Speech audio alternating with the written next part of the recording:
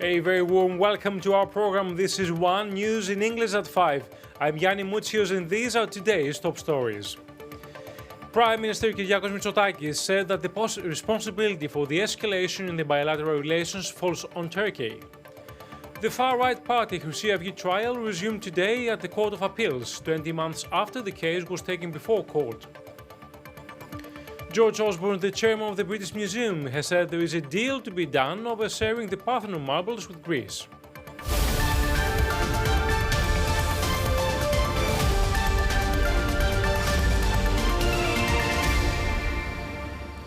Prime Minister Kyriakos Mitsotakis said that the responsibility for the escalation in the bilateral relations falls on Turkey during a TV interview aired by the Greek public broadcaster ERT.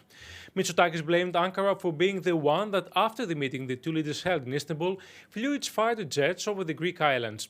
When asked about the reaction of Greece in the event Ankara behaves irrationally and escalates the tension, the Prime Minister replied that we will do whatever it takes and that Greeks should feel safe.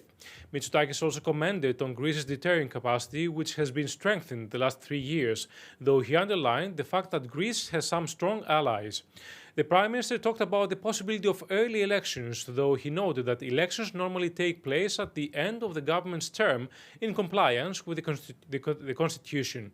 Mitsotakis, however, noted that the proportional representation in the Parliament will cause instability ahead of the next election round, which is something that needs to be taken into account. The Prime Minister also has foreseen dual elections.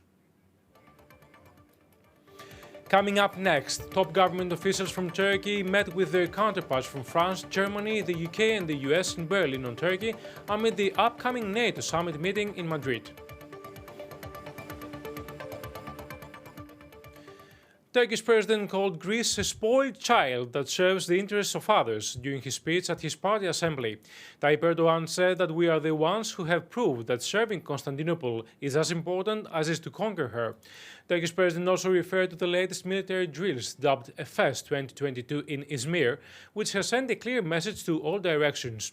Erdogan urged Greece to look at the past and realize that this is what she will get from now on if Athens persists. More to come. George Osborne, the chairman of the British Museum, has said there is a deal to be done over sharing the Parthenon marbles with Greece.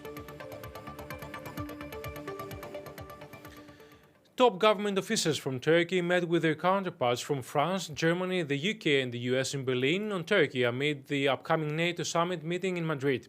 The Turkish presidency in its statement said that its top officials discussed the upcoming NATO summit meeting and its strategic importance, as well as Sweden's and Finland's bids for EU accession. Officials also discussed about the war in Ukraine and the food exports through the Black Sea. The Turkish side claims that they held talks over the Aegean and regional issues, including the current situation in Syria, Afghanistan and Iran. Special attention was paid to the importance of solidarity within the alliance at a time when the global implications of the war in Ukraine are ongoing, the Turkish statement reads. Ankara noted that there can be no further progress on the issue of Sweden's and Finland's accession to the EU unless some certain actions are taken in relation to the terrorist organizations. Turkey said that Ankara will not compromise with regards to its lawful rights in the Aegean and the Mediterranean, and that it will continue to pursue a diplomatic solution on regional and global issues crisis. More to come. The far-right party Chrysi Avgi trial resumed today at the Court of Appeals, 20 months after the case was taken before court for the first time. George Osborne, the chairman of the British Museum, has said there is a deal to be done over sharing the Parthenon marbles with Greece. In an interview on the LBC radio station with Andrew Marr on Tuesday, Osborne said that a deal is to be done where we can tell both stories in Athens and in London if we both approach this without a load of preconditions, without a load of red lines. Sensible people could arrange something that makes the most of the Parthenon marbles, but if either side says there is no give at all, then there won't be a deal. When Marr asked if some of the marbles could be moved to Greece, at least for a while, and then they would come back to London, Osborne said that this kind kind of arrangement might be suitable, though he cannot talk for all of the trustees of the British Museum. Last year, the UK Prime Minister Boris Johnson shifted the decision for returning the Parthenon marbles to Greece to the trustees of the British Museum after meeting the Greek Prime Minister Kyriakos Mitsotakis. A government spokesman also told The Guardian, "The British Museum operates independently of the government. It is free, rightly, from political interference. Any question about the location for the Parthenon sculptures is a matter for them." A statement from the British Museum also reflects a softening stance. The museum is always willing to consider requests to borrow any objects from the collection. We lend between 4,000 and 5,000 objects every year. For instance, 170 ancient Hellenic objects are touring Australia and New Zealand, where they will reach and inspire new audiences before returning to the museum, says a museum spokesperson. Osborne, the former UK Chancellor of the Exchequer, made his comments ahead of an intergovernmental meeting between the UK Arts Minister Stephen Parkinson and the Greek Culture Minister Lina Mendoni. Meanwhile, Greek citizens from across the UK are gathering at the British Museum on June 18th to call for the reunification of the Parthenon sculptures. The protest also marks the 13th anniversary of the opening of the Acropolis Museum in Athens. The far-right party Chrysia trial resumed today at the Court of Appeals 20 months after the case was taken before court for the first time. The jury will be asked to rule on whether the actions of the party members was coordinated, organized and instructed by a top party officer with specific ideological background. The trial commenced at 9 a.m. The defense lawyer of the leader of Chrysia party, Nikos Michaloliakos, filed a request for deferment on the health grounds of his client.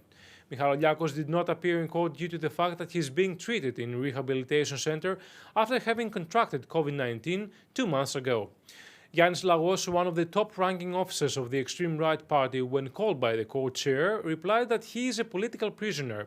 Lagos is the only one out of the Chrysia hierarchy that is still an active member of the European Parliament, though his term has been put on hold for the duration of his time in prison. Out of the 56 defendants, one has died and another one did not file for an appeal. 50 out of 54 members of Chrysia will be tried for connection to a criminal organization. Only 16 of the defendants were present in the courtroom. First to testify will be the parents of the late Pavlos Fissas. A 22-year-old female student was found dead in the university sports track in Komotini on Tuesday evening. The young woman was a student at the sports school of Komotini and collapsed during her routine training.